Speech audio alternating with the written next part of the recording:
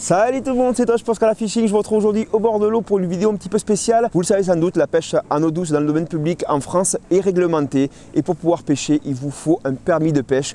Alors on ne dit plus permis, j'ai bien fait exprès bien sûr d'utiliser ce terme dans le titre de cette vidéo puisque je pense que ça parle à tout le monde. Et le terme carte de pêche est plus approprié puisqu'on ne passe pas de permis dans la pêche comme dans la chasse ou comme dans le permis de conduire tout simplement. Vous n'avez pas d'aptitude à avoir et pas d'examen à passer. Le seul truc que vous avez besoin de savoir, c'est peut-être de savoir pêcher et encore. Dans cette vidéo, je vais tout vous dire sur la carte de pêche. Je vais commencer par la base, comment l'acheter, quelles offres vous sont proposées. Dans un deuxième temps, je vais bien sûr vous expliquer où va tout l'argent en fait qu'on donne quand on paye une carte de pêche. Cette carte de pêche, elle a plein d'objectifs. Je vais vous en parler dans cette vidéo. Elle vous engage aussi dans le milieu associatif. Donc c'est très important. Souvent, on ne se rend même pas compte quand on prend sa carte. Pour vous montrer à quel point c'est important, j'ai interviewé un pêcheur très engagé sur le terrain qui est bien décidé à faire bouger les choses. Vous verrez ça dans la deuxième partie de cette vidéo.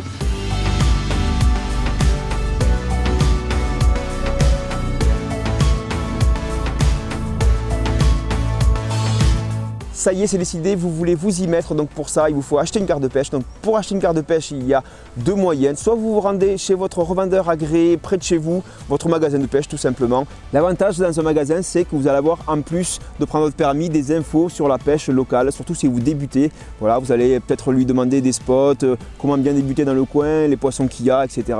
C'est toujours une bonne chose d'aller dans les magasins de pêche. Ou sinon, il y a un moyen très simple aussi, c'est d'aller vous rendre sur le site cartedepêche.fr et de choisir tout simplement la carte qui vous conviendra le mieux. Petite astuce au passage là-dessus, quand vous irez pêcher, vous n'êtes pas forcément obligé d'avoir votre carte imprimée sur vous. En plus, on sait qu'elle prend toujours l'eau, elle se retrouve toujours dans les états pas possibles. Donc depuis quelques années, il est possible d'aller sur cartedepêche.fr et de demander à ce qu'on vous envoie par mail une version numérique de votre permis. Ce fichier numérique, vous le gardez dans votre téléphone, que vous avez pour le coup toujours sur vous. Ça marche très bien, il y a un petit code dessus, le garde pourra le scanner au bord de l'eau et pourra voir que vous êtes en règle. Allez, c'est parti, je vous fais la liste des cartes disponibles. Donc la carte pour les acharnés, ceux qui vont pêcher toute l'année, tout le temps, partout. La carte personne majeure interfédérale qui vous permettra de pêcher dans 91 départements français, des départements qu'on appelle réciprocitaires. La réciprocité, je ne vous l'explique pas, c'est un bordel sans nom. Ça veut dire qu'il y a 91 départements en France qui sont OK pour que vous alliez pêcher chez eux. Et il y en a certains qui, je pense, ne veulent tout simplement pas avoir des pêcheurs d'ailleurs et qui ferment les portes. Avec cette carte, vous pourrez pêcher donc pendant les périodes d'ouverture, bien entendu. Cette carte vaut 100 € et je pense que quand on compare par rapport à des licences sportives, au prix du matériel, tout ça, je pense qu'on peut se dire que finalement, c'est pas si cher que ça. Point important aussi, vous pouvez régler votre carte d'un coup ou sinon la payer par des mensualités tout au long de l'année. Et ça, c'est une bonne chose parce que c'est pas forcément donné à tout le monde de pouvoir la payer d'un seul coup. Ensuite, il y a la carte personne majeure à 77 €. Cette carte vous permettra de pêcher dans tous les styles de pêche et dans tous les cours d'eau de votre département, selon les périodes d'ouverture bien entendu. La seule différence avec la première carte, c'est que là, vous êtes obligé de rester dans les frontières de votre département. Cependant, pas de souci, si jamais vous vous sentez pousser les ailes et vous voulez pêcher un peu plus loin, par exemple pour les vacances ou quoi, vous pouvez vous acquitter d'un timbre à 35 € supplémentaires qui transformera votre carte majeure simple en carte majeure interfédérale. Ensuite, on a la carte découverte femme donc, qui est à 35 €, bien entendu pour encourager la pratique féminine de la pêche. Pratique qui n'est pas encore assez développée, c'est bien dommage, donc mesdames, mettez-vous-y. Vous paierez votre carte de pêche 2 fois moins cher que n'importe quel gars. A noter mesdames que cette carte vous ouvre les portes pour pêcher dans les départements interfédéraux, bien entendu. Alors à souligner quand même un petit bug, et là je ne comprends pas, on limite cette carte à des pêches à une canne. Alors bon, écoutez, pourquoi pas, mais bon, je pense que les pêcheuses de carpe vont être un petit peu vénères. Ensuite, grand classique, on a la carte personne mineure, donc il faut avoir entre 12 et 18 ans. Ça coûte 21 €, vous pouvez pêcher dans tous les départements réciprocitaires, c'est cadeau. La seule subtilité aussi cette année, et c'est bien, pour tous les détenteurs de cartes personne majeure, donc interfédérale ou pas, ou pour une carte découverte femme, vous pouvez parrainer un enfant ou un ado de 12 à 18 ans. Vous allez payer son permis 2 fois moins cher, et si c'est un enfant de moins de 12 ans, le permis sera totalement gratuit. Alors il me semble qu'on peut parrainer une fois, mais si jamais vous voulez prendre d'autres permis pour les enfants de moins de 12 ans, il vous en coûtera 6 €. Et là c'est pareil aussi, tous les modes de pêche dans les 91 départements réciprocitaires. Si vous pêchez en mer, et en soi c'est plutôt une bonne idée aussi, la bonne nouvelle pour vous c'est que vous n'avez pas besoin de permis. La carte de pêche, elle, n'est obligatoire que pour la pêche en eau douce et dans le domaine public en France. Pour ou contre un permis pour la pêche en mer, vous nous direz dans les commentaires. Honnêtement, je ne pêche pas assez en mer pour me prononcer là-dessus. Le truc que j'ai jamais compris, c'est pourquoi le permis de pêche est toujours sur une année civile, donc du 1er janvier au 31 décembre.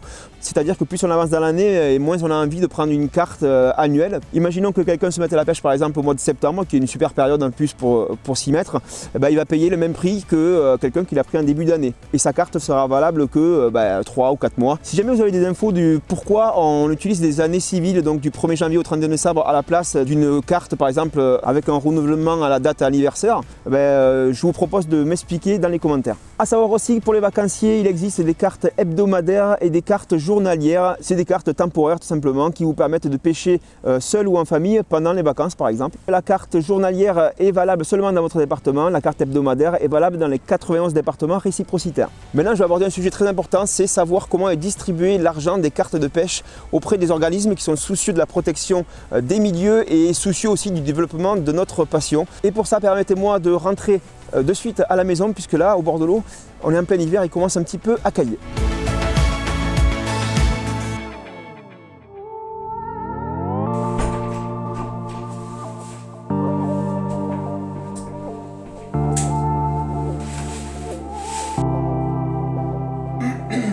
Il fait quand même meilleur ici. Allez, il est temps de parler vraiment concrètement de ce qu'est la pêche en France, comment elle fonctionne et surtout où va l'argent de vos cartes de pêche et surtout à quoi il sert. Il sert à beaucoup de choses, vous allez le voir. Premièrement, il sert à financer les emplois et le fonctionnement des structures associatives qui gèrent la pêche en France. Il sert aussi à l'alevinage, aux empoisonnements, au développement du loisir pêche, à la communication et au fait de recruter, si je puis dire, régulièrement des nouveaux pêcheurs et pêcheuses. Il sert à créer des événements autour de la pêche. Il sert à financer des études, des travaux, des aménagements sur vos spots de pêche. Et une part de cet argent va aussi aux agences de l'eau par le biais de la redevance des milieux aquatiques, la RMA. Redevance que, au passage, nous pêcheurs sommes les seuls à payer. Le kayak, le canyoning, les randos aquatiques et j'en passe ne payent pas de redevance sur le milieu aquatique. Nous, on est les seuls à la payer, les autres, tranquilles. Cet argent en fait est collecté par la Fédération nationale de la pêche en France et puis ensuite est redistribué aux fédérations départementales et puis aux associations locales, les fameuses APPMA, les associations agréées pour la pêche et pour la protection du milieu aquatique. C'est cette association que vous allez choisir quand vous allez prendre votre carte de pêche. Alors vous l'avez compris, il y a plusieurs échelles, l'échelle nationale avec la fédération nationale, l'échelle départementale avec la fédération départementale de votre département et plus localement vous avez l'association locale, donc la PPMA. L'argent circule entre ces différents acteurs par le biais souvent de subventions. L'avantage des subventions, c'est qu'elles reviennent aux APPMA et aux fédérations les plus actives.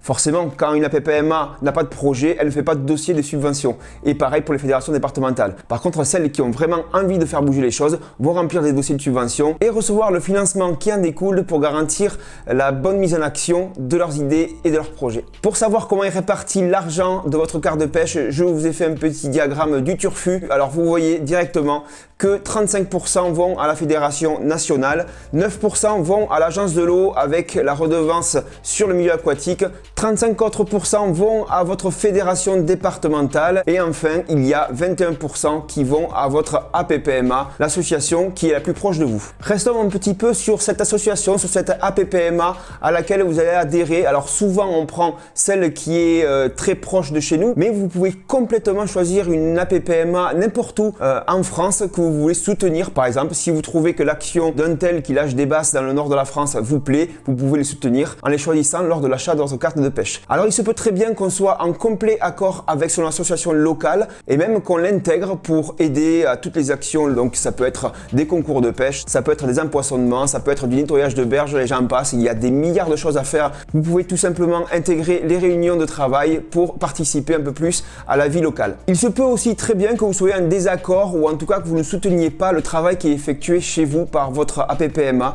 Et à ce moment-là, soit il ne reste que les yeux pour pleurer, soit vous pouvez vous engager pour essayer de changer les choses. Il existe des solutions pour prendre les rênes des initiatives locales et cette année surtout, et je vais bien insister là-dessus, il y a des élections qui ont lieu tous les 5 ans au sein des APPMA. Donc toutes les APPMA de France vont voter. À la base, c'était prévu en 2020, mais ça a été repoussé à cause du coronavirus. Donc fin 2021, toutes les associations agréées pour la pêche et la protection du milieu aquatique en France vont devoir renouveler leur bureau. Et pour ça, il va y avoir un vote. Pour vous expliquer tout ça mieux que moi, j'ai rencontré quelqu'un ici à Rodez. Rodez, c'est le chef-lieu de l'Aveyron et c'est la plus grosse APPMA du département. J'ai rencontré quelqu'un qui a vraiment envie de s'impliquer, qui a monté une équipe, vous allez voir, et qui va se présenter aux élections à la fin de l'année. Ce pêcheur engagé et, je dirais, militant s'appelle Clément Jouvet et je lui ai posé quelques questions. Oui, par mon métier, donc j'ai 35 ans, je travaille dans un bureau d'études spécialisé dans tous les aménagements pour la pêche. Et voilà, je suis pêcheur de carnassier, un petit peu de truite et un petit peu de pêche familiale.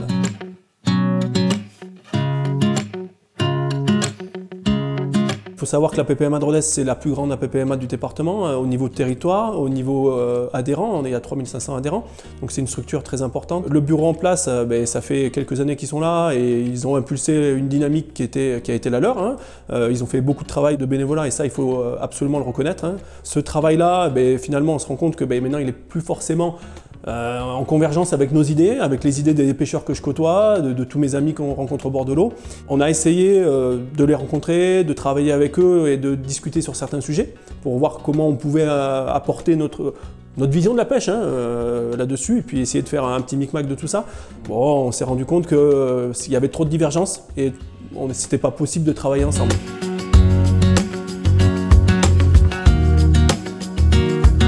Il n'y a pas 10 000 solutions, mais il y en a une qui est très bonne, hein, c'est les élections, c'est la démocratie pêche. Hein, donc on peut, en fait, en ayant pris sa carte de pêche pendant 2 années d'affilée, donc 2020 et 2021, se présenter aux prochaines élections.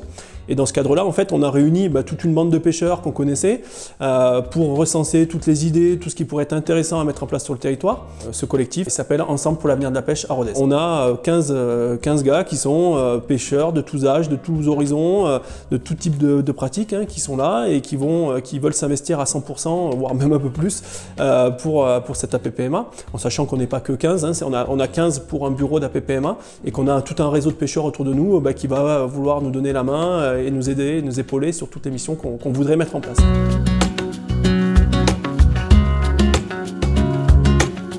Il y a 2 versions. La première, c'est se présenter soi-même, c'est possible. Pour cela, il faut avoir cotisé 2 ans, donc en 2020 et 2021 à la même APPMA. D'accord.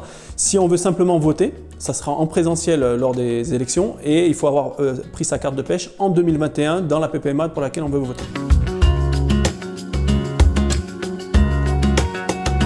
Alors il y a une action phare qu'on veut mettre en place dès maintenant, si on est élu bien entendu, c'est tout ce qui est animation envers les jeunes. C'est-à-dire vraiment mettre en place des choses pour que la PPMA soit vivante, donc un gros réseau d'animation pour les jeunes, avec aussi une partie concours de pêche, flotte tube, création d'un troc pêche, voilà, il y a beaucoup de choses liées à l'animation.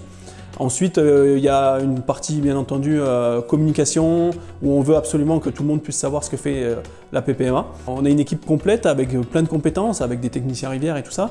Et nous, ce qu'on souhaite, c'est travailler en partenariat avec les syndicats de rivière en permanence, qui sont eux les acteurs de terrain, et puis leur faire remonter, vu qu'on est entre guillemets nous simplement des sentinelles, hein, on parcourt notre territoire, et leur faire remonter tout ce qu'on va pouvoir remarquer, de bien ou de pas bien, mais ne pas perdre cette donnée-là, et puis jouer notre rôle là-dessus. Voilà, jouer notre rôle à fond et de pouvoir faire aussi travailler sur les milieux à notre manière. Et puis après, il y a tout le côté, bien entendu, déversement de poissons, il faut qu'on soit rationnel, efficace avec l'argent de nos pêcheurs.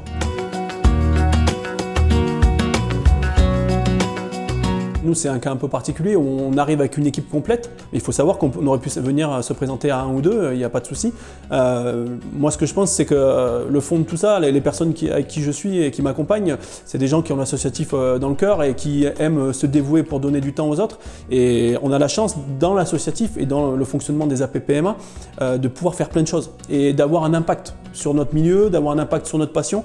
Et tout ça, ça nécessite voilà, de vouloir le faire, de vouloir donner du temps et d'aller se bouger pour tout ça, quoi. Merci à toi de ton soutien en tout cas. Avec plaisir. À bientôt. À bientôt. Ciao. Vous l'avez compris, prendre sa carte de pêche, c'est non seulement obligatoire, mais c'est aussi indispensable pour garantir le bien-être de nos cours d'eau et garantir la pérennité de notre loisir dans les meilleures conditions possibles. Veillez aussi à bien choisir la PPMA à laquelle vous allez adhérer quand vous allez prendre votre carte de pêche. Et n'hésitez surtout pas à vous investir, vous, seul, avec vos amis, même en collectif. N'hésitez pas à prendre les rênes et à faire bouger les choses chez vous. C'est maintenant qu'il faut y aller. Chaque année, je choisis une association différente en fonction de ces actions sur le terrain cette année. J'ai choisi la PPMA de Rodez tout simplement pour aller soutenir le nouveau collectif et pouvoir aller voter à la fin de l'année en espérant qu'il se passe de très belles choses sur le terrain, mais ça j'en doute pas. Voilà, on voit beaucoup de très bels exemples et d'initiatives engagées par les associations locales, aidées bien sûr par les fédérations départementales qui font vraiment bouger les choses. Si vous suivez nos vidéos, vous en voyez toute l'année. En tout cas, j'espère que cette vidéo vous aura plu, qu'elle vous aura éclairé sur 2-3 choses. Je pense que c'est une vidéo, peut-être la vidéo la plus importante finalement qu'on ait fait sur la chaîne puisqu'elle vous explique tout. Bien sûr, l'espace commentaire est là pour détailler encore plus. Vous savez, je ne peux pas tout vous dire dans une vidéo, sinon ça ferait beaucoup trop de blabla. Et là, je pense que honnêtement, je suis sur un petit record du nombre de mots à la minute. Si vous avez aimé cette vidéo, vous pouvez bien sûr mettre un petit pouce bleu et puis vous abonner à la chaîne pour suivre tout ce qui va arriver. Je vous dis à très bientôt sur Skyline Fishing. C'était Tosh. Ciao, ciao!